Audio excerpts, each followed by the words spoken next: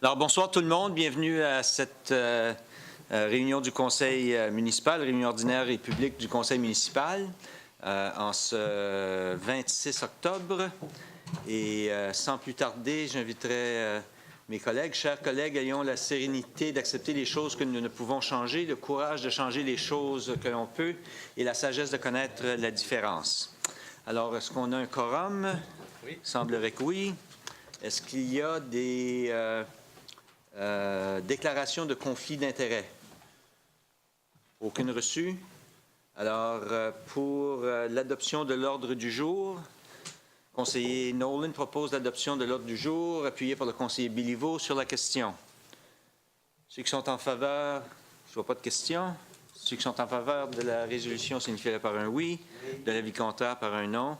Alors, l'ordre du jour est accepté tel qu'il a été présenté. Je m'en voudrais de ne pas souligner la présence d'une classe de droit de l'Université de Moncton, de un de nos anciens collègues et employés, Maître André Daigle. Bonsoir et bienvenue à l'Hôtel de Ville. Et maintenant, prochain item, présentation, requête et pétition. On m'a dit que le Père Noël était peut-être ici ou pour faire une présentation. Je veux dire, M. Jean Richard était ici pour faire une présentation au conseil municipal. Si j'aurais fait adresser comme ça, j'aurais peut-être changé d'uniforme. Monsieur le maire Lapierre, conseiller Godette, Nolan, Rideau, Cormier, Béliveau, Thibodeau, Leblanc et conseillère Dallaire. Je m'appelle Jean Richard, je suis ici pour vous adresser ce soir comme président du défilé du Père Noël Majesta du Grand Moncton. Et je vous remercie pour cette opportunité. Quelques 50 ans passés, les visionnaires de notre région envisageaient un événement d'envergure assez importante qui inviterait toute la population, non seulement de Dieppe et les alentours, mais des 3 provinces des Maritimes, à se recueillir à chaque année avant la grande fête de Noël en fraternité et joie. Et en préparation à cette saison magique qui, au cours des années, est devenue non seulement la plus importante parade d'avant-fête au Canada atlantique, mais la 3e plus grande au Canada. Le comité et ses quelques 25 membres bénévoles qui dirige cet organisme à but non lucratif indépendante, apprécie le soutien continu de la Ville de Dieppe et sa contribution annuelle de 5 000 $. Ces argents nous permettent à chaque année d'améliorer de façon significative la présentation de cette parade, que ce soit pour des nouveaux chars allégoriques qui comprennent notre plus récent bijou, un arbre de Noël comprenant quelques 2000 lumières, est totalement hydraulique, même l'étoile de Noël, sur le fait de l'arbre qui est hydraulique aussi. Mais aussi le char allégorique des lutins et celui de Maman et Père Noël, ainsi que bien d'autres coûts reliés au défilé. Tout ça pour vous dire que l'an prochain, notre parade va célébrer 50 ans d'existence et nous voulons marquer cet événement avec un spectacle jamais vu. C'est pourquoi nous vous demandons ce soir de considérer une contribution de 10 000 $ pour l'année 2016 seulement. Et je stresse seulement. Afin que l'on puisse atteindre nos objectifs et bien sûr d'élire notre clientèle, les familles et les enfants de notre coin de pays. Enfin, j'aimerais prendre cette occasion de vous dire encore une fois que nous sommes très reconnaissants de la contribution de la Ville de Dieppe et ses citoyens et citoyennes. Merci beaucoup. Merci, M. Richard. Est-ce qu'il y a des questions de la part des membres du Conseil? Non? Alors, très clair. Merci beaucoup, John. Merci bien. Toujours un plaisir. Bonne soirée. Au revoir. Du côté des présentations, requêtes et pétitions, demande de renseignement des membres du Conseil à la GRC, au service régional de Kodiak. Monsieur le conseiller Béliveau. Je pense que c'est rendu au point où personne n'a besoin de deviner qu'est-ce que je vais aborder ce soir, Monsieur le maire. Ça fait justement avec la zone de construction sur l'Amiro Acadie. Les gens sont très impatients que les travaux se terminent.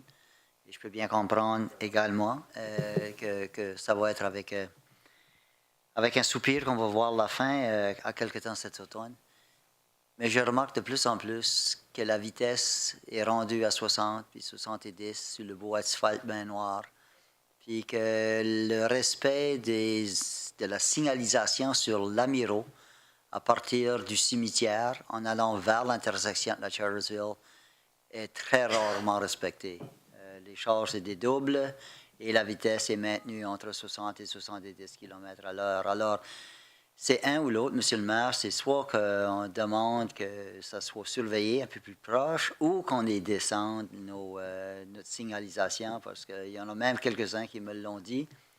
Ça vaut-il la peine d'avoir demandé à quelqu'un de faire ce travail-là puis les placer, parce qu'il n'y a personne qui l'écoute. Alors, c'est de nouveau, Monsieur le maire, ma demande ce soir, c'est qu'on pourrait possiblement porter une attention un peu plus particulière dans ce bout-là de l'Amiraux, et tout particulièrement à cause du travail qui est fait par les ouvriers sur les rues.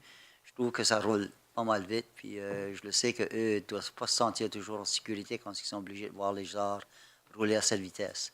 Alors, de nouveau, qu'on demande un ou l'autre, s'il vous plaît. Oui. Merci, M. le maire. Je sais que, avant de donner la parole à notre sergent d'état-major, je sais que moi, j'ai entendu des commentaires des gens qui ont été arrêtés. Alors, il y a sûrement du travail qui se fait. Bonsoir, bienvenue. Faites-le plus souvent.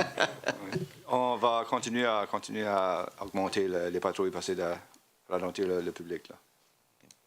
Okay. Merci. Monsieur le conseiller Nolan, non, ça va? OK. Alors, si c'est tout, on va vous souhaiter une bonne fin de soirée. Vous êtes bienvenus à rester, mais je sais qu'il y a toujours des choses qui vous retiennent ailleurs. Merci encore une fois.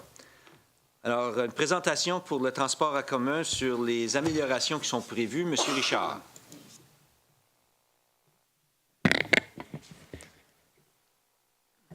Alors, bonsoir, Monsieur le maire, membre du Conseil. La présentation qui suit a pour but de vous informer et aussi la population des modifications mineures au trajet d'autobus qui auront lieu à partir du 15 décembre prochain.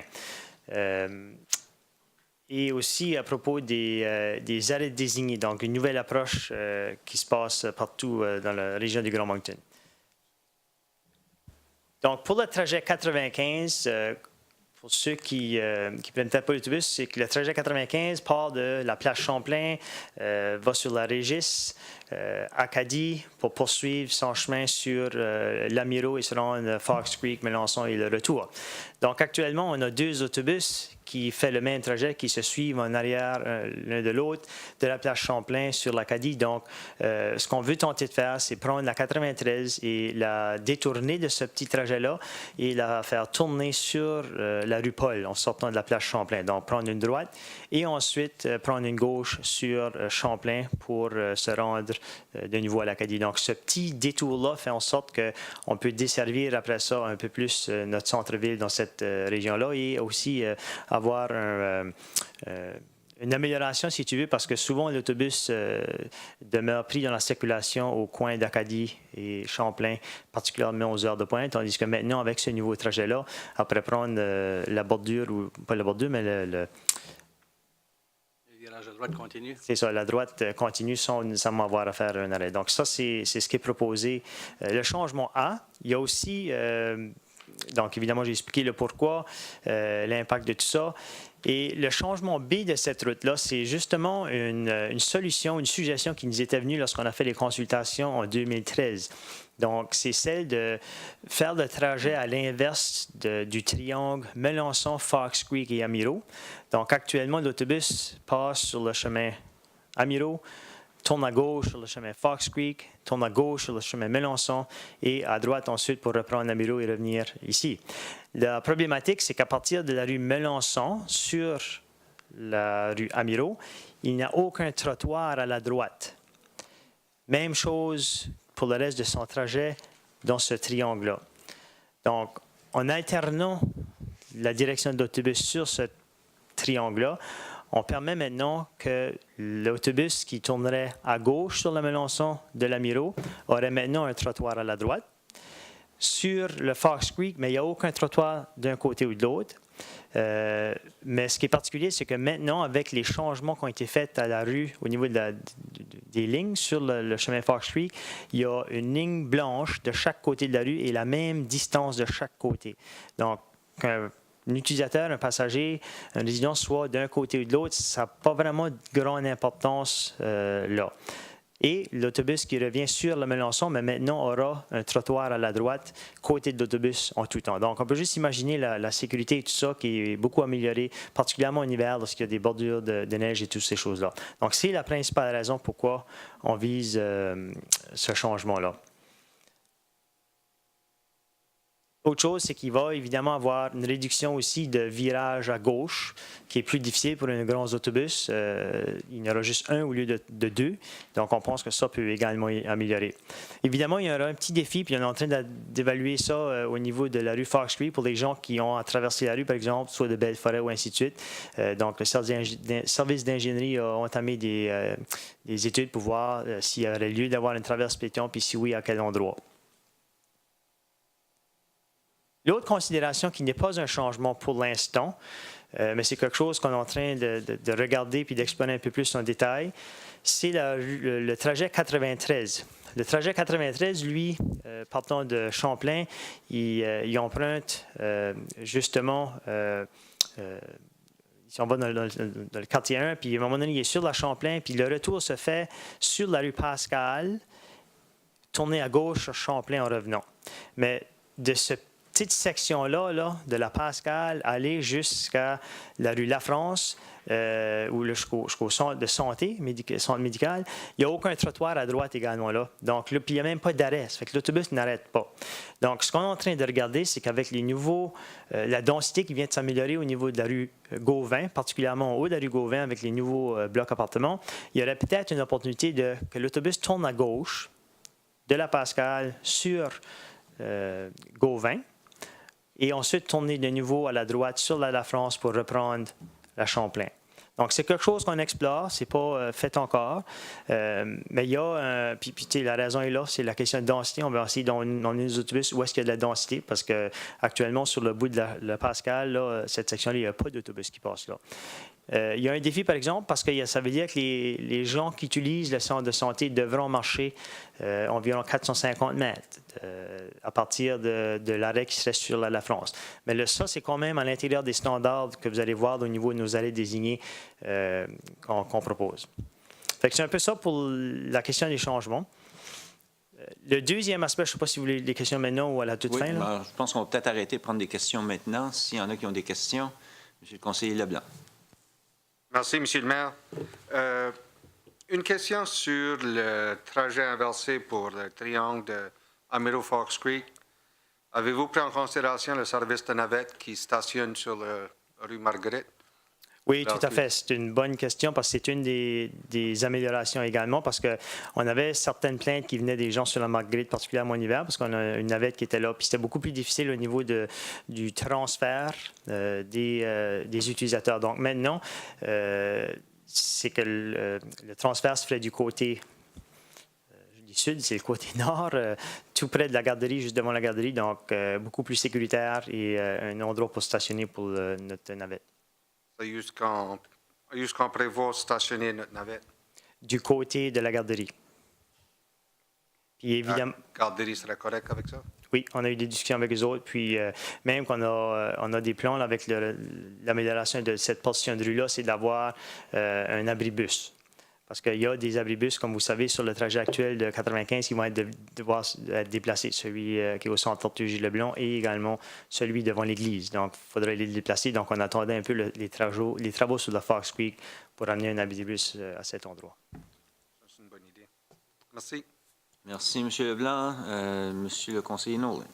Merci, M. le maire. Je suis déçu de ne pas voir qu'on rapporte l'autobus au centre aquatique et sportif, vu que c'est un centre communautaire, qu'on a dépensé plusieurs millions de dollars dessus, qu'on a une ville qui promouvoit, le transport en commun, l'activité physique de nos citoyens, etc., puis qu'on a un centre qui éventuellement, on espère, devient du côté sportif, non seulement aquatique, qu'on n'a pas d'autobus qui seront là pour que les utilisateurs puissent le faire. Je comprends qu'on a un arrêt du coin Chartersville puis Pascal, mais c'est quand même une bonne distance à marcher. Puis c'est un centre, c'est juste le fait qu'on a dépensé autant d'argent dessus, puis qu'on n'a pas un autobus qui sera là, à moi, ça fait pas de sens. Puis les commentaires que j'ai de plusieurs personnes qui l'utilisent. Donc c'est quelque chose qui pourrait être regardé, ça serait bien. Sinon, hopefully pour la prochaine, on va espérer pour la prochaine, le prochain ajustement au trajet. La distance de la Pascal à Chartersville, au centre aquatique, serait quoi? 300 verges? 300 mètres? 400 mètres? Oui. Une seconde. Il y a Il y a justement le sentier Oui. directement à l'intersection même, Oui. au coin. Alors, ce qu'il faudrait avoir un arrêt pas loin, les gens ensuite pourraient accéder au sentier pour se rendre au centre, Oui. au centre aquatique. ouais. Mais justement, c'est être Mais c'est capable le de point de vue, l'aménager. c'est l'hiver où ce qu'on peut Oui. voir quelques jours Oui. sans que ça soit déblayé, cette Oui. section-là du sentier. Oui, d'accord. Puis aussi le fait que c'est du gravel puis pas du Oui. pavé, qui rend plus difficilement des personnes à mobilité réduite qui posent un danger, right? Alors, c'est vraiment, on parle d'un trottoir partiel pour accommoder le dépôt des passagers, puis aussi pour que les passagers remontent sur l'autobus. Vous avez Ouais. raison. C'est une considération, au Ouais, moins. une considération à prendre, merci. Enfin, je peux peut-être ajouter là-dessus, c'est qu'avec la deuxième section, là, au niveau des arrêts désignés, c'est qu'il y a un des arrêts désignés sur la rue Chartersville qui va être justement tout près de l'entrée arrière. Donc, il faudrait vérifier, là, par exemple, avec nos gens là, au centre aquatique, voir si c'est déblayé pour se rendre à la porte d'entrée, mais il y a un espace là, qui serait probablement le plus rapproché pour se rendre au centre aquatique. Monsieur Béliveau, vous aviez une intervention ou c'était relié à C'est bien la ça. même chose? Merci, monsieur OK. le maire. Merci. Est-ce qu'il y a d'autres questions de la part des membres du Conseil? Sinon, deuxième partie de votre présentation. Fait que, rapidement, c'est au niveau des arrêts désignés, c'est que c'est un niveau standard, quelque chose qui est apporté dans les trois communautés. Donc, question de sécurité, d'amélioration du service et tout ça, on s'en vient avec des arrêts désignés, qui veut dire que l'autobus, dorénavant, à partir du 15 décembre, n'arrêtera qu'à des arrêts en bonne et due forme. Donc, ce qui a été fait, puis c'est une politique qui a été mise en place par Kodiak Transport, puis qui fait également état à Moncton et Review. Au niveau des critères, quand l'évaluation de l'inventaire, si tu veux, de nos arrêts actuels a été faite, ça, c'est certains des critères qui ont été utilisés. Évidemment, on veut permettre que les gens puissent marcher, quand même une distance accessible. On parle d'environ 400 à 500 mètres de distance. Actuellement, l'autobus arrête lorsque les gens tirent sur la corde ou lorsqu'ils appuient sur le bouton. Puis des fois, c'est qu'ils arrêtent, puis c'est à des endroits un peu dangereux, que ce soit dans une colline ou des fois c'est à une intersection, des choses comme ça. Les conducteurs essayent du mieux, aussi bien que mal, d'arrêter où est-ce que c'est sécuritaire. Mais pour question de communication, que ça soit clair pour tout le monde, il y a des endroits qui ont été identifiés. On a fait la tournée déjà à 2-3 reprises avec même un conducteur d'autobus qui nous a suggéré par rapport à certains des clients qui ont tout ça. Donc, vous voyez un peu les considérations. Évidemment, tous les arrêts n'ont pas nécessairement tous ces critères-là. Il y a des fois, on a un trajet qui n'a pas de trottoir d'un côté. C'est ça que c'est. Mais autant que possible, les arrêts sont pour essayer d'être aussi sécuritaires que possible. Ce que je devrais dire peut-être sur les arrêts aussi, c'est qu'on a eu quand même beaucoup d'appels. Je ne sais pas si vous en avez eu, mais on a eu beaucoup d'appels de gens à un moment donné qui étaient fâchés parce qu'on a enlevé un arrêt qui était devant leur porte. Puis là, on est en train de le placer un petit peu plus loin. Mais avec un standard de 4 à 500 mètres, ce que ça veut dire, c'est que si toi, tu es au milieu, le plus loin que tu as vraiment à marcher, c'est 200 mètres. Puis, ce que ça va permettre de faire aussi, c'est que ça va nous permettre vraiment d'identifier c'est où que les gens vont commencer à se rassembler. Puis d'ailleurs, il y a certains arrêts qui sont placés à cause de ça, question de conducteurs. Puis, à un moment donné, peut-être placer des abribus, ainsi de suite. Donc, ça fait partie de la croissance puis du développement d'un système de transport en commun. Donc, vous allez avoir des appels seulement. On en a eu nous autres aussi. On essaie de travailler avec les gens autant que possible, puis d'essayer de les accommoder parce qu'il y a des fois des gens avec des particularités. En tout cas, c'était un peu ça que je voulais vous dire. Puis la présentation de ce soir, souhaitons-le, va aider à communiquer tout ça. Les prochaines étapes à venir, bien évidemment, notre service de travaux publics est très impliqué à tenter de finaliser l'installation de ces arrêts-là. C'est pas aussi simple que juste d'aller placer un piquet dans la terre. Ça prend les services puis tout ça qui vont vérifier. Puis ça prend un peu de temps, mais pour le 15 décembre, c'est ça l'objectif. Également, on va entamer plus de communication au niveau de Kodiak Transpo pour communiquer avec les utilisateurs. La relocalisation des abribus, ça pourrait aller à l'an prochain. Question de l'année, tout ça, jusqu'on est rendu, le temps de l'année. Et évidemment, avec l'étude aussi sur Fox Creek pour la traverse piéton. Et finalement, c'est les changements le 15 décembre. Donc, c'est un peu ça que je voulais vous présenter ce soir. Si vous avez des questions ou des inquiétudes, on est ici pour vous écouter. OK. Merci. Question, Mme Dallaire. Merci, Monsieur le maire. Les arrêts d'autobus vont-ils être clairement visibles pour les gens? Parce que puis ça va être bien communiqué, puis va-tu avoir une période de grâce que si tu es debout habituellement ou si tu prends l'autobus puis tu n'es pas à un arrêt, qu'on va juste passer tout droit? Comment est-ce qu'on va implanter ça? Parce que c'est un gros changement pour les gens, hein? Oui, je peux vous dire que les conducteurs déjà communiquent avec les clients, puis ils leur disent, regarde, adaptez-vous tout de suite, ça s'en vient. Donc, il y a une certaine période de grâce qu'on est en train de se faire tout de suite. C'est certain que les conducteurs vont travailler, collaborer avec les gens. S'ils voient quelqu'un qui fait un signal sur le bord de la rue, ils ne vont pas les laisser là. Mais si c'est la même personne qui fait ça 2-3 fois de suite, je pense qu'elle va peut-être se trouver un moyen de transport. Mais c'est qu'il faut que les gens s'adaptent. Parce que tout le système est amélioré. Puis oui, au niveau de la signalisation, vous remarquerez, il y a des nouveaux enseignes. C'est un autobus. On a eu des bons commentaires par rapport à ça. Puis ils sont très visibles. Puis même les conducteurs nous disent, parce qu'ils sont sur fond bleu, avec plutôt le blanc qui ressort. Donc, même le soir et à la brunante, ça paraît bien. Puis, mon autre question, c'était par rapport à la sécurité le soir pour ce marché. Il va-t-il y avoir si c'est sécuritaire de débarquer des gens plus proches de leur résidence pour avoir moins loin à marcher, il va-t-il y avoir des accommodements dans ce sens-là? Je sais que le document faisait référence, puis tu es élaboré sur ça. Oui, bonne question. C'est que d'ailleurs, la Kodiak Transpo vient d'émettre 3 nouvelles politiques là, pour justement la sécurité et tout ça. Puis, ce qui permet, c'est aux gens qui sont sur l'autobus de débarquer dans des endroits sécuritaires. Donc, que ce soit à la brunante ou en soirée, ils vont permettre cette exception-là, que si quelqu'un veut débarquer un petit peu plus rapproché de leur demeure à cause de différentes raisons, s'ils voient aussi des choses, ils vont permettre ça à la demande des clients. Merci. Merci. Monsieur le conseiller Leblanc. Merci, Monsieur le maire. Un commentaire lorsqu'on va décider où vont être les arrêts d'autobus futurs, est-ce qu'on va utiliser les mêmes ou non? Est-ce qu'il y a une raison pourquoi on voit des arrêts d'autobus à une traverse piéton? Je pense que ça porte confusion. Je sais que c'est plus facile à faire à traverse piéton puis prendre un arrêt d'autobus. Mais je le vois régulièrement sur le coin de la rue Barval et la rue des Copains, je pense qu'il y a un arrêt d'autobus au traverse piéton. Puis les gens qui sont debout, qui attendent l'autobus, font arrêter les gens sur la Miro parce qu'ils pensent qu'ils attendent pour traverser. Je pense qu'il faudrait peut-être regarder un petit peu à ça avant de remettre les arrêts d'autobus au traverse piéton parce que ça porte à confusion. Justement, les arrêts que vous mentionnez là, ce sont des qui vont être déplacés parce qu'ils sont dans des endroits non sécuritaires selon les standards, parce que c'est trop près d'une intersection. Donc, ils vont être déplacés de l'intersection. Donc, d'ici le 15 décembre, on ne devrait pas avoir de situation. On va relocaliser les arrêts qui sont tout de suite aussi. Oui. Exemple, celle-là sur la Copain, mais elle va se retrouver de l'autre côté de la rue, mais éloignée de l'intersection, parce que là, le trajet va alterner. OK. Merci. OK. S'il n'y a pas d'autres questions, merci, M. Richard, pour votre présentation. Merci.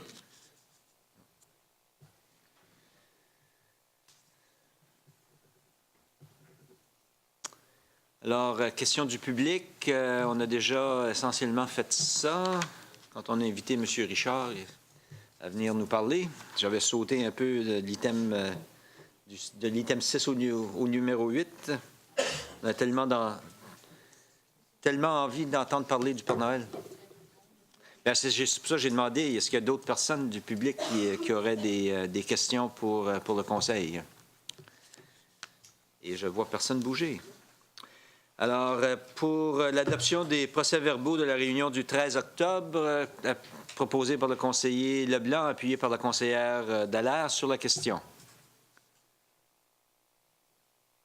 Alors, ceux qui sont d'accord avec la résolution, signifiez-le par un oui, ou de l'avis contraire par un non. Alors, le procès-verbal du 13 octobre dernier est accepté tel que présenté.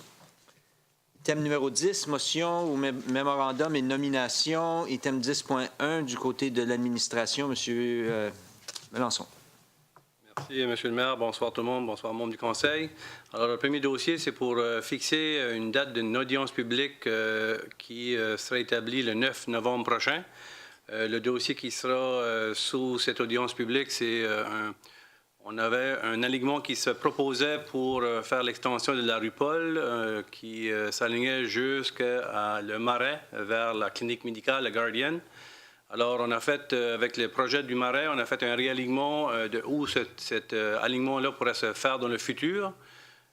Dans les échanges de terrain, il y a un alignement qui identifie rue future, afin de faire que ce dossier-là soit très clair et qu'il n'y ait aucun obstacle au transfert de terrain. On se doit de proposer une abolition de cette rue future. Alors, on doit passer à travers d'une audience publique pour en aviser le public et d'entamer le processus. Alors, c'est ça que la date est pour déterminer l'audience publique et le dossier est pour adresser cette situation ici. Okay. Merci. Question, premièrement, la lecture de la résolution, oui. Quelqu'un pour lire la résolution? M. Brideau. Merci, M. le maire. Que le Conseil fixe une audience publique le 9 novembre 2015 à 19 h à l'Hôtel de Ville de Dieppe en vue d'entendre et de considérer les objections et les commentaires relatifs au projet d'arrêté C-19, intitulé « Arrêté autorisant la Ville de Dieppe à barrer et à fermer toute rue ou portion de celle-ci sur son territoire, lequel vise à autoriser la fermeture permanente d'une portion de l'extension de la rue Paul, identifiée sous la parcelle 15A sur la carte annexée au mémorandum en date du 13 octobre 2015. Je vous le propose, M. le maire. Alors, proposé par le conseiller Brideau, appuyé par le conseiller Godette sur la question. Pas de question? Oui, M. Thibodeau. Monsieur le maire, simplement une question que lorsque j'ai vu où est-ce que la rue Paul devait sortir, c'est presque à la rue Gillette. Oui, à la Gillette. C'est un alignement, c'est ça? Pour quelle raison que ce n'est pas aligné directement avec la rue Gillette?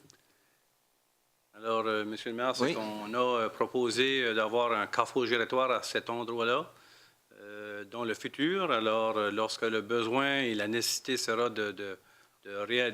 d'ajouter au niveau de la rue, il y aura une intersection carrefour giratoire. Lorsqu'il faudra séparer la rue Acadie avec la nouvelle extension de la rue Paul. Merci. Je comprends très bien.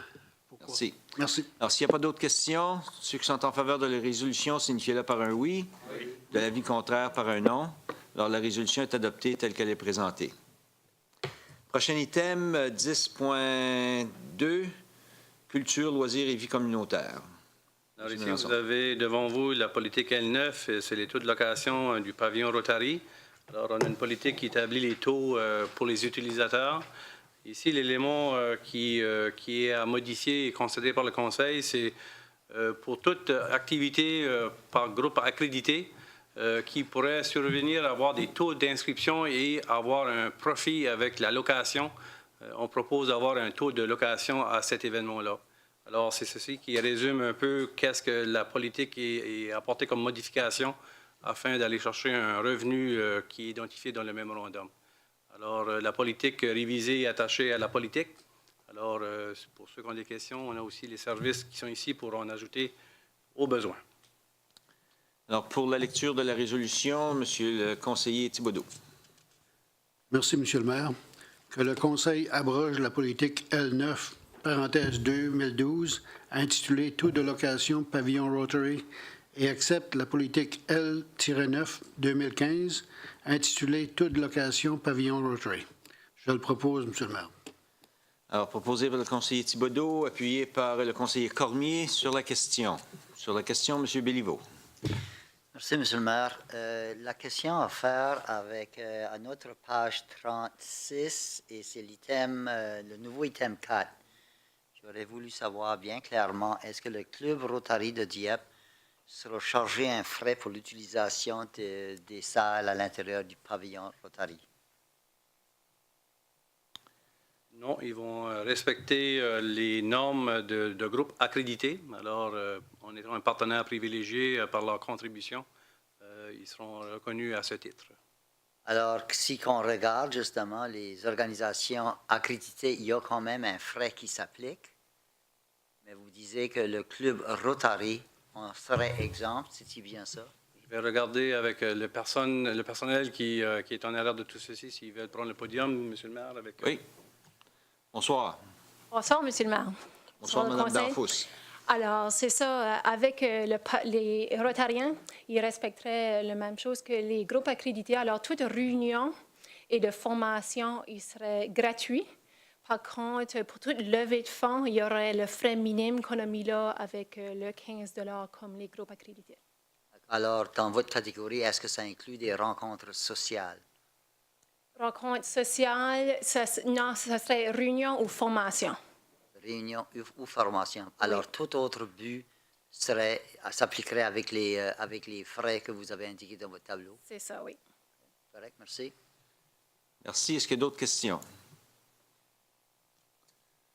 Alors, merci. S'il n'y a pas d'autres questions, on va passer au vote. Ceux qui sont en faveur du changement de la politique, signifiez-le par un oui. Oui. Et ceux qui sont contre, par un non. Alors, la résolution est passée telle qu'elle a été présentée. Merci. Prochain item, 10.2.2. Alors, comme il a été présenté par M. Richard tout à l'heure, dans la grande visite le 28 novembre, avec cette visite-là, on libère les rues pour une période de temps. Alors, il est proposé d'avoir des fermetures de rues jusqu'à l'Acadie sur la rue Champlain, la rue Paul, pour le 28 novembre à partir de 17 h. Je pense qu'il y aura peut-être une suggestion d'aller à 16h30. Qu'est-ce que le comité, semble-t-il, avait suggéré. Alors, je pense que le conseiller Nolan, qui siège sur le comité, va le suggérer. Alors, si c'est 16h30, on a juste à changer l'heure de fermeture. Dans la lecture de la résolution, c'est ça. Alors, peut-être, M. le conseiller Nolan, alors, si vous voulez en faire la lecture. Monsieur le maire, que le Conseil autorise la fermeture temporaire de la rue Champlain à partir de la limite sud de la ville de Dieppe jusqu'à l'avenue Acadie et la rue Paul à partir de la rue Champlain jusqu'à l'entrée de la place Champlain le samedi 28 novembre 2015 de 16h30 jusqu'à la fin du défilé du Père Noël du Grand Moncton, Manchester. Merci. Alors, proposé par le conseiller Nolan et appuyé par le conseiller Cormier sur la question. Ceux qui sont en faveur de la résolution, signifiez-le par un oui. Oui. De l'avis contraire, par un non. Alors, le 10.2.2 est accepté tel que présenté. 10.2.3, M. Mélenchon. Alors, pour soumettre une demande de la municipalité à Patrimoine Canada pour les Fêtes du Canada 2016, demande d'avoir une résolution que le directeur général soit le signataire de la demande. Alors, c'est qu'est-ce que la résolution reflète? Alors, maintenant, pour la lecture de la résolution, Monsieur le conseiller Cormier, s'il vous plaît. Merci, Monsieur le maire. Que le Conseil autorise le directeur général à signer le formulaire de demande de financement de patrimoine canadien dans le cadre du programme Le Canada en fête, édition 2016, si je le propose. Proposé par le conseiller Cormier, appuyé par la conseillère Dallaire sur la question. Sur la question, M. Béliveau.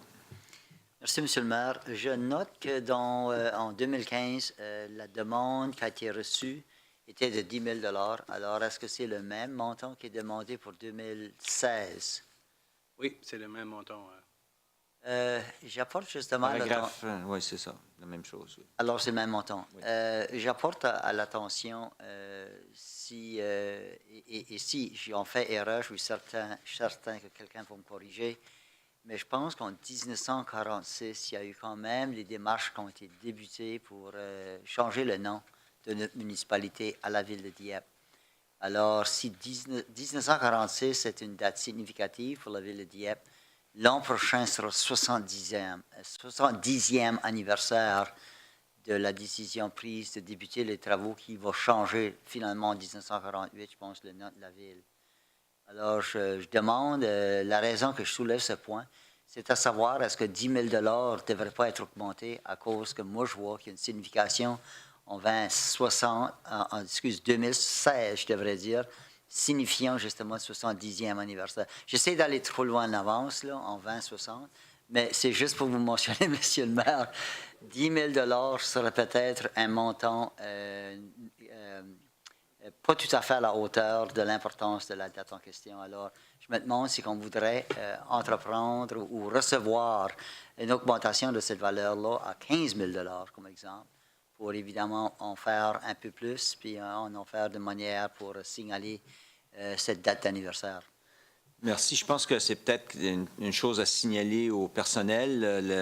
La résolution présentement, c'est seulement d'autoriser le directeur général, mais vos commentaires seront certainement pris en considération pour voir s'il y a des possibilités d'augmenter, de voir à faire quelque chose si les dates sont telles que mentionnées. Merci, M. le maire. Merci, M. le conseiller Godette. Je remercie le conseiller Béliveau de mener le sujet sur le tapis. La suggestion a déjà été faite au personnel et en plus de du moment de mémoire qui voudrait être au mois de février 2016 pour 70 ans du Village of Dieppe. C'est comme ça que ça a été incorporé. C'était la première fois qu'il y avait incorporation parce que les Gers Corner avant n'avaient pas été incorporés comme entité légale. Alors, il y a ça, et il y a aussi la question des 4, je pense, c'est les 4 premiers maires du village qui n'ont pas leur pierre ou leur mémoire au pied des arbres dans le place 104. Là. Alors, il faudrait corriger ça aussi, à mon avis. Il faudrait que tous les maires soient honorés.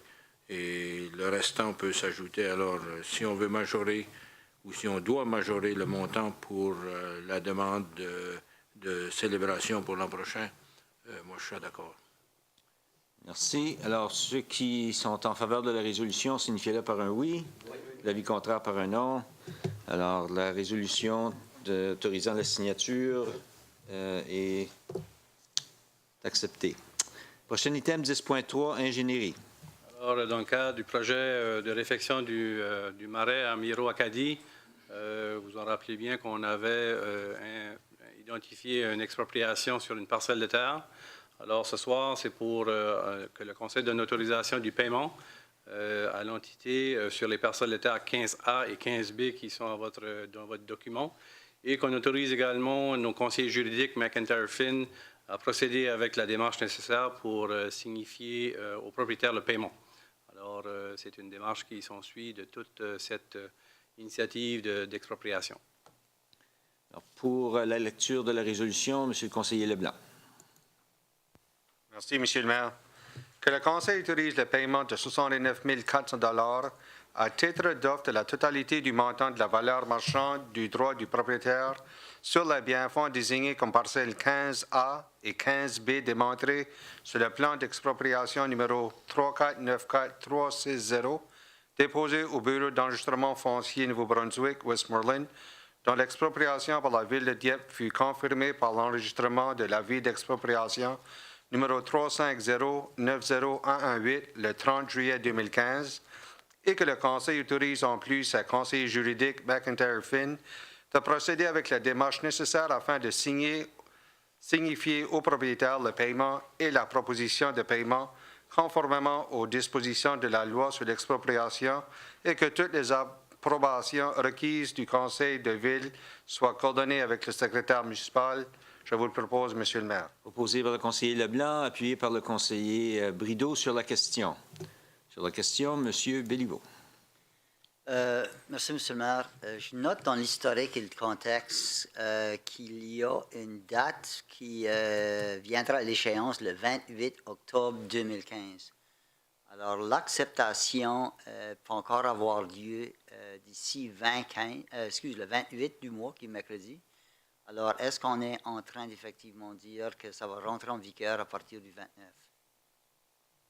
Ça va être, la transaction va se faire à partir de demain et le tout sera classé par nos bureaux d'avocats à compter du début des prochains jours. Alors, le 28 octobre sera respecté. Merci.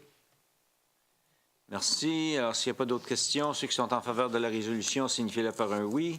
De l'avis contraire, par un non. Alors, la résolution 10.3.1 est acceptée telle que présentée.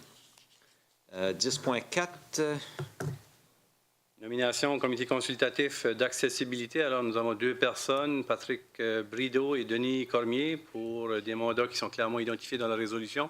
Alors, c'est pour le rendre public et qu'ils débutent leurs fonctions immédiatement. Merci. Alors, pour la résolution, M. Béliveau. Monsieur le maire, il est résolu que le Conseil nomme les personnes suivantes sur le comité consultatif d'accessibilité. M. Patrick Brideau pour un mandat se terminant le 31 décembre 2017 et M. Denis Cormier pour un mandat se terminant le 31 décembre 2018. Je vous le propose. Proposé par le conseiller Béliveau, appuyé par le conseiller Thibodeau sur la question. Ceux qui sont en faveur de la résolution, signifiez-le par un oui, ou de l'avis contraire par un non. Alors, la résolution est acceptée telle que présentée. Item numéro 11, arrêtés municipaux. Arrêté Z9 concernant le plan d'aménagement municipal de la ville de Dieppe. Nous allons procéder avec les lectures par titre et numéros d'articles seulement. Alors, qui est en voix? Et Monsieur le maire, on peut se guider sur la table des matières pour aller par titre? Oui, c'est ça. Quelqu'un qui est en voix? Non, mais je vais désigner Mme Dallaire, alors. OK. Arrêt numéro Z-9, arrêté concernant le plan d'aménagement municipal de la ville de Dieppe. 1. Introduction. 2. Administration et mise en œuvre. 3. Une communauté saine et durable. 4. Contexte et collaboration régionale. 5. Gestion du développement et de la forme urbaine. 6. Utilisation du sol. 6.1. Secteur résidentiel. 6.2. Secteurs commerciaux. 6.3. Secteur industriel. 6.4. Secteur communautaire. 6.5. Secteur centre-ville. 6.6. Secteur d'intérêt écologique et de conservation. 6.7. Secteur de la réserve foncière. 6.8. Secteur d'aménagement intégré. 6.9. Secteur d'utilisation des sols spéciaux. 7. Développement économique. 8. Design urbain. 9. Transport. 10. Services et infrastructures municipaux. Je le propose en deuxième lecture, Monsieur le maire. Merci. Alors, proposé par Mme Dallaire, appuyé par le conseiller Béliveau sur la question. Monsieur le maire, ce serait lecture dans son intégralité. Lecture dans son intégralité, oui. C'est ce que j'avais compris. Alors, ceux qui sont en faveur de la résolution pour l'arrêté Z9, s'il vous plaît, signifiez par un oui, ou de l'avis contraire par un non. Alors, l'arrêté Z9 est accepté dans son intégralité. Nous allons procéder avec la troisième et dernière lecture par titre seulement. Mme Dallaire. Arrêté numéro Z-9, arrêté concernant le plan d'aménagement municipal de la ville de Dieppe. Je le propose en troisième lecture. Proposé par Mme Dallaire, appuyé par le conseiller Béliveau. Ceux qui sont en faveur de la résolution, signifiez-le par un oui, de l'avis contraire par un non. Alors, l'arrêté Z9 est accepté en troisième et dernière lecture. Maintenant, pour l'arrêté de zonage Z10, encore une fois, lecture dans son intégralité, lecture par titre et numéro d'article seulement. Monsieur le conseiller Thibodeau. Merci, Monsieur le maire. Arrêté numéro Z-10, arrêté de zonage de la ville de Dieppe. Partie 1, administration et interprétation. Partie 2, définition. Partie 3, disposition générale. Excusez, il faudra aller de 1.1 à 1.2, 1.3, okay. 1. Merci. Okay, je reviens.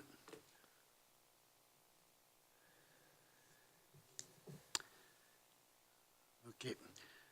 Administration et interprétation, 1.1, champ d'application, 1.2, classification des zones, 1.3, obligation de conformité, 1.4, carte de zonage, 1.5, interprétation des limites des zones, 1.6, zones ne figurant pas sur les cartes, 1.7, usage permis, 1.8, pouvoir du conseil, 1.9, demande de modification à l'arrêté, 1.10, pouvoir du comité consultatif, 1.11, pouvoir de l'agent d'aménagement.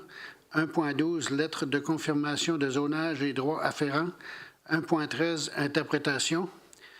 Partie 2, définition. Partie 3, dispositions générales. Permis d'aménagement.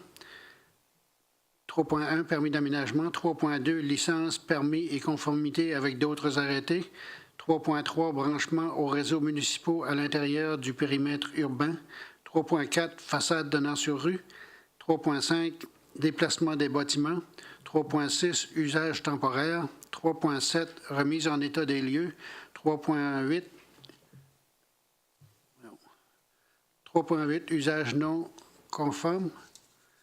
3.11, nombre de bâtiments sur un même lot. 3.12, véhicules et carrosseries de véhicules servant de bâtiment principal ou accessoire. 3.13, exclusion des limites de hauteur. 3.14, marge de retrait spéciale. 3.15, marge de retrait par rapport au cours d'eau. 3.16, triangle de visibilité. 3.17, calcul de la façade minimale de l'eau dans un virage. 3.18, empiètement admissible. 3.19, hauteur géodésique minimale. 3.20, obtention d'un terrain par coupe ou remblayage. 3.21, bâtiment, structure et usage accessoire.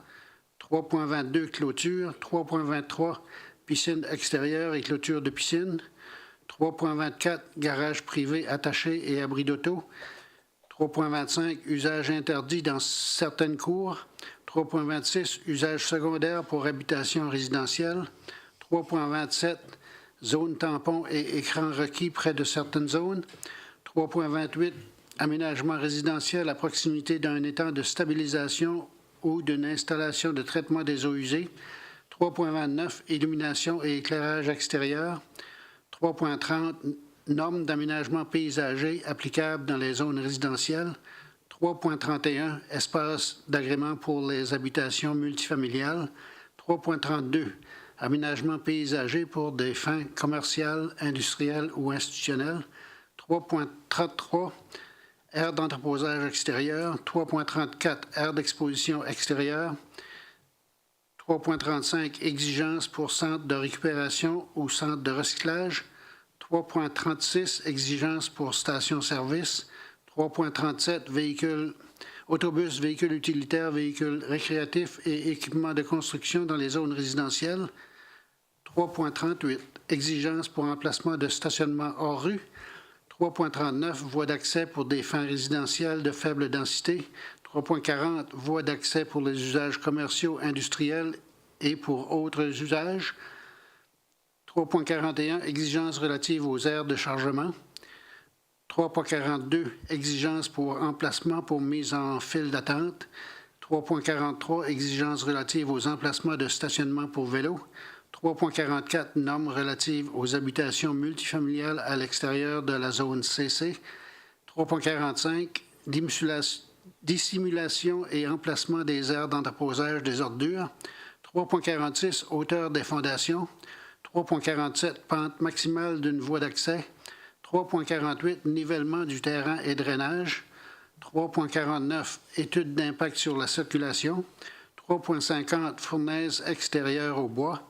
3.51, conditions applicables aux bancs d'emprunt, aux extractions et des carrières. 3.52, décharge à neige. 3.53, marge de retrait dans les zones attenantes à une emprise de chemin de fer. 3.54, borne de chargement de véhicules électriques. 3.55, vente débarras et vente de garage. 3.56, éolienne. 3.57, tour de télécommunication. 3.58, installation de production de marijuana à des fins médicales.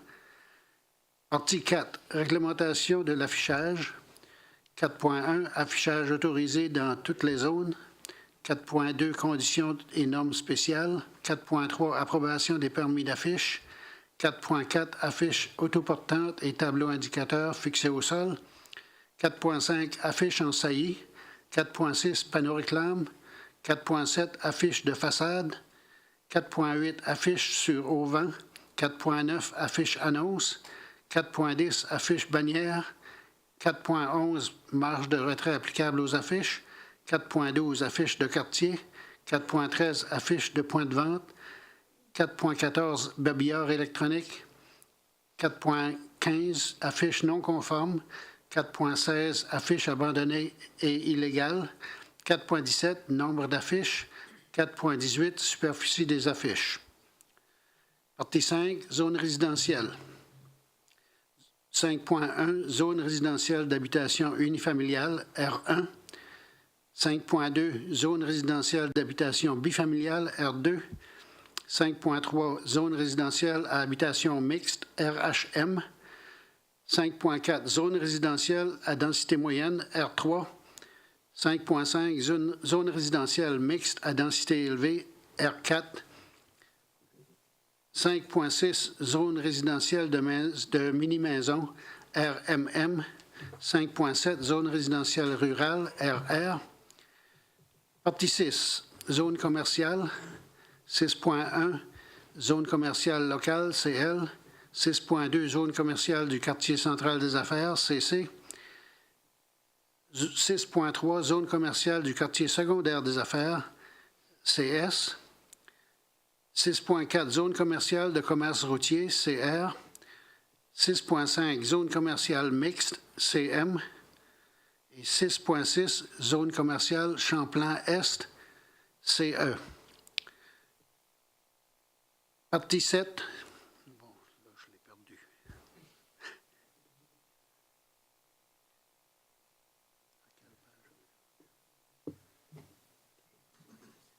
Zone industrielle, zone parc industriel, IP. Dans le microphone, s'il vous plaît. 7.2, zone industrielle générale, IG. 7.3, zone industrielle du parc d'affaires et technologies, IT. Partie 8, zone communautaire et espace ouvert. 8.1, zone institutionnelle 1. 8.2, zone PAC, P. 8.3, zone conservation environnementale, EC. Partie 9, zone rurale. 9.1, zone rurale, RA. Partie 10, zone d'aménagement intégré. 10.1, zone d'aménagement intégré, AID. Partie 11, abrogation, dispositions d'exception et dispositions transitoires. Partie 12, annexe. Annexe A, carte de zonage de la ville de Dieppe. Annexe B, tableau des normes applicables au stationnement. Annexe C, accord conditionnel de modification de zonage reporté. Annexe D, illustration de véhicules récréatifs. Annexe E, illustration d'exemples de véhicules permis dans une zone résidentielle. Annexe F, illustration d'un autobus, d'une dépanneuse, d'un véhicule utilitaire, d'un véhicule d'équipement lourd, d'équipement de construction ou d'une semi-remorque. Je vous le propose, Monsieur le maire. Il faudrait ajouter également 3.9 et 3.10 que vous avez passé par-dessus là, par accident de parcours. Excusez-moi. Alors 3.9, 3.10. Alors on a la résolution ou la proposition par le conseiller Thibodeau qui a bien voulu être se sentait de voix pour appuyer le conseiller Brideau. Alors, sur la question. Personne qui veut qu'on répète? Non? Alors, sur la question, M. le conseiller Godette. Oui, à l'article 6.2, c'est dans le rezonage au bout du chemin Fox Creek sur Amiro. Ça va s'appeler comment maintenant?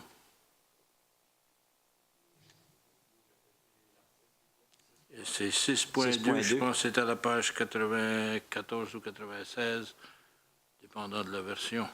Donc, ça fait partie des 6 demandes de modification de terrain, la zone pendant le processus de révision. La zone projetée, c'est une zone R4M. Elle va devenir R4M. Merci. Merci. Est-ce qu'il y a d'autres questions? Sinon, ceux qui sont en faveur de la résolution, signifiez-le par un oui. Oui. L'avis contraire par un non. Alors, l'arrêté numéro Z10 est accepté pour la lecture dans son intégralité. Maintenant, pour la lecture, la troisième et dernière lecture par titre seulement, M. Thibodeau, il vous reste encore un peu de voix. Je propose, Monsieur le maire, en troisième lecture par titre seulement. Et le titre étant? Le titre, oui. Arrêté Z10. Un instant. Arrêté Z10. Arrêté numéro Z-10, arrêté de zonage de la ville de Dieppe. Je vous le propose en troisième lecture par titre seulement. Merci. Alors, proposé par le conseiller Thibodeau, appuyé par le conseiller Brideau. Sur la question, ceux qui sont en faveur signifient par un oui, de l'avis contraire par un non. Alors, merci à tous, mais merci particulièrement à notre personnel du service de planification pour ce travail de, on va le dire comme je le pense, ce travail de moine, de faire tout ce grand changement et aussi merci au public pour leur participation à travers du processus qui est quand même une partie importante du développement de notre communauté. Et c'est bien de voir notre vision vers le futur et puis l'allègement aussi qui a été fait par le personnel. On vous en remercie carrément. Je suis convaincu que je parle au nom du conseil municipal qui doit faire affaire avec ces choses-là sur une base régulière. Merci bien. Alors maintenant, on va passer à l'arrêté 9-26-2014, arrêté sur la circulation routière et les modifications qui y sont proposées. Alors, encore une fois, pour une lecture dans son intégralité, Monsieur Nolan, allez-y. Monsieur le maire, donc, est-ce qu'à l'ordre du jour, ça devrait être 26-2015, comme regardé dans le paquet? OK. Arrêté numéro 9, 26-2015, arrêté modifiant l'arrêté numéro 9 de la municipalité de Dieppe portant sur la réglementation de la sécurité routière.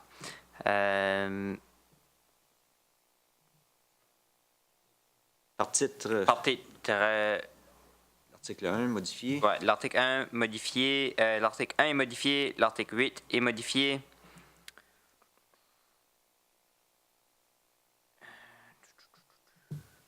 L'article 9 est modifié. Ou est-ce que je dois lire tous les points? Non, juste. Et c'est tout. Oui.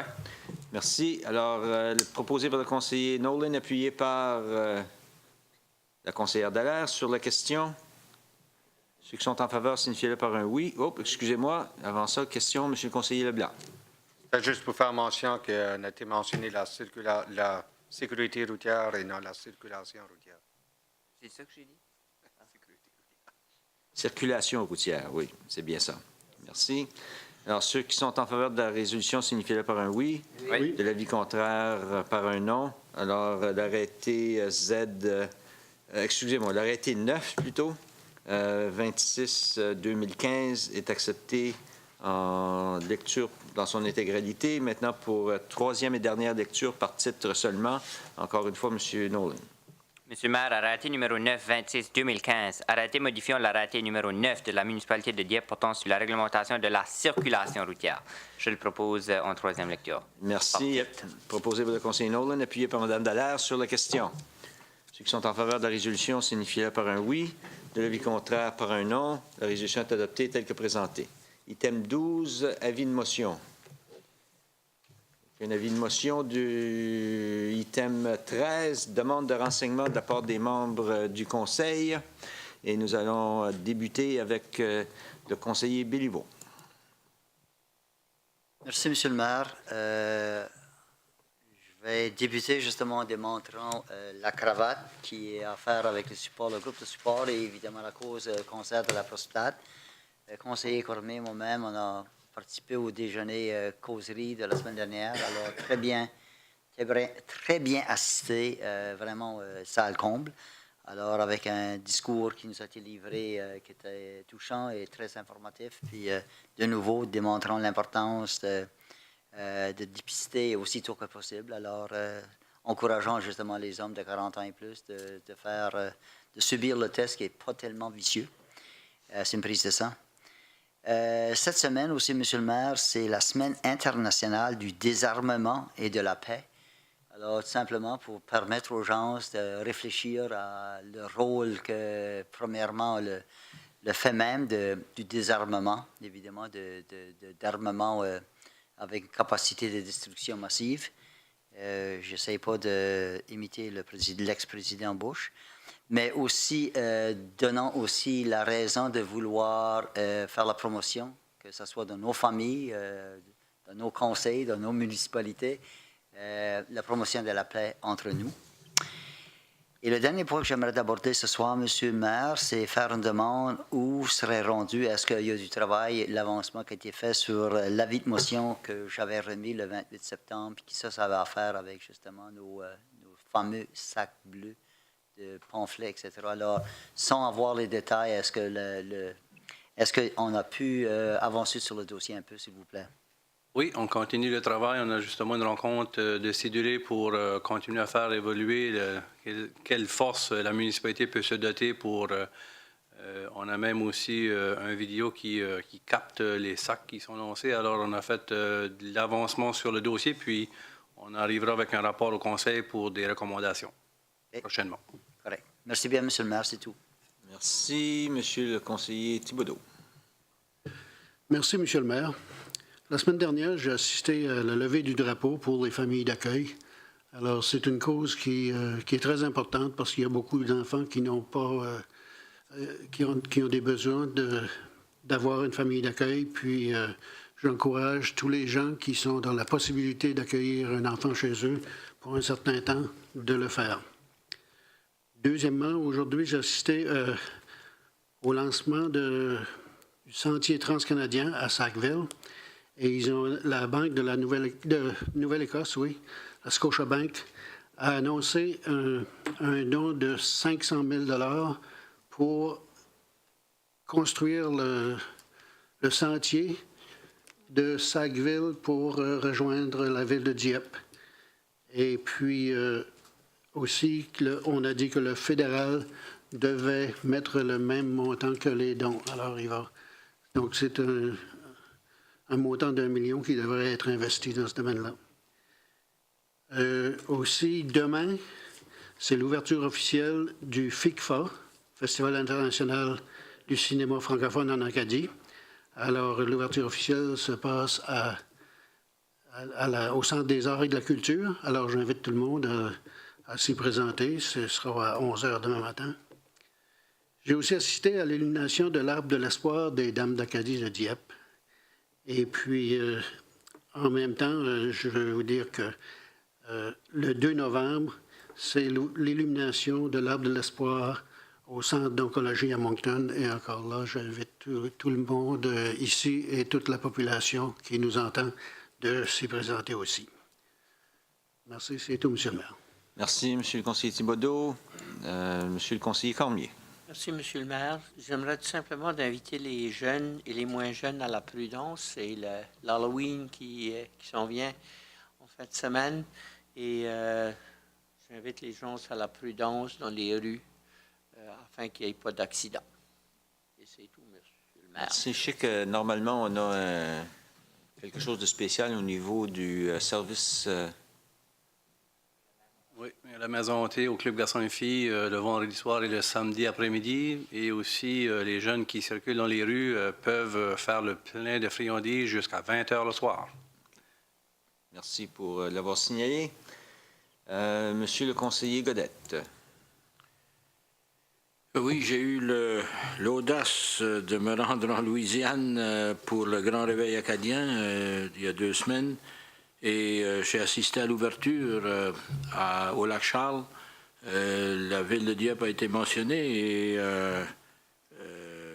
j'ai eu le privilège de présenter les 5 autres citoyens de Dieppe qui étaient à la cérémonie au lac Charles. En plus de ça, le mardi, c'était l'échange du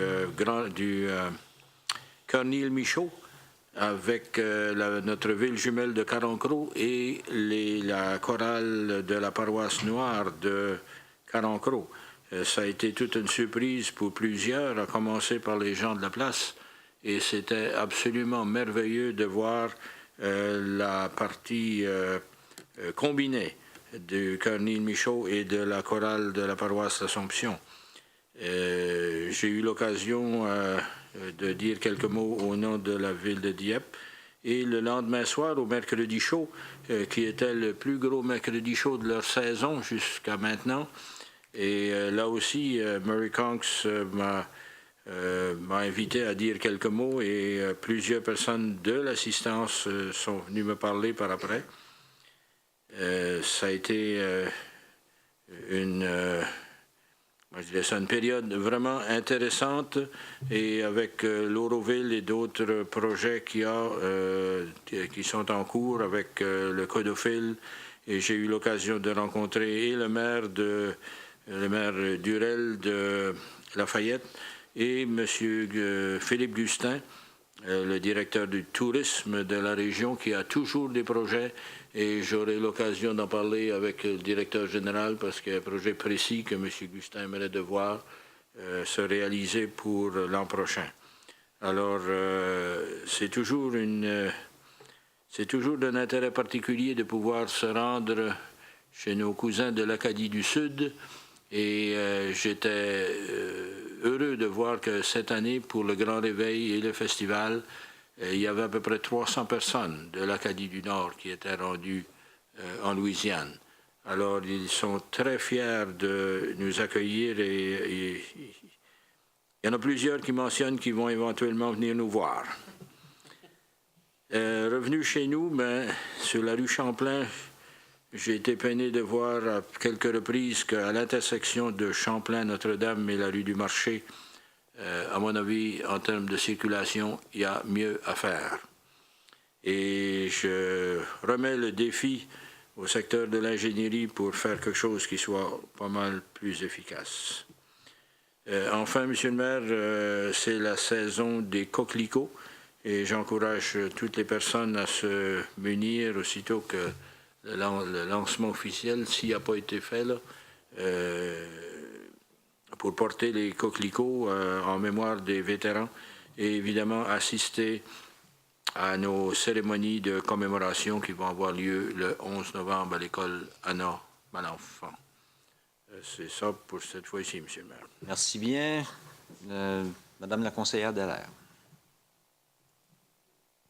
Merci, Monsieur le maire. Pas d'annonce pour moi ce soir. Merci, Monsieur le conseiller Nolan. Merci, M. le maire.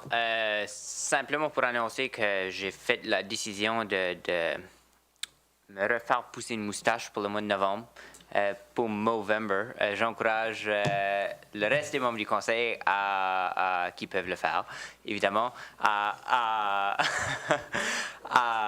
me joindre, à se raser complètement. Je sais qu'on a une couple de barbus autour de la table, là, mais à se raser complètement, puis à se pousser une belle moustache pour le mois de novembre. Puis on pourrait peut-être faire une équipe ensemble pour ramasser des fonds pour la cause des causes de santé de l'homme. Donc, je l'encourage. À tout le monde.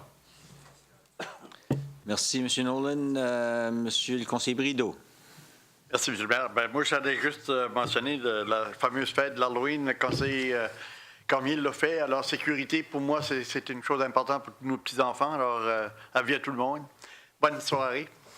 Ils vont me joindre dans Movember. Merci, Monsieur le conseiller Brideau. Monsieur le conseiller Leblanc.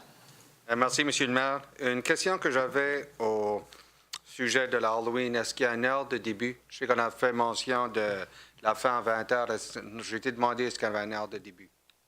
C'est 16 h le début pour se terminer à 20 h. 16 à 20 h. Surtout cette année que c'est un samedi, alors je pense que c'est doublement important. C'est pour ça que la question était mentionnée. Oui. OK, merci. C'est tout. Merci. Alors, bonne fin de soirée à tous et bonne Halloween, bonne circulation en santé et sécurité. Merci à tous.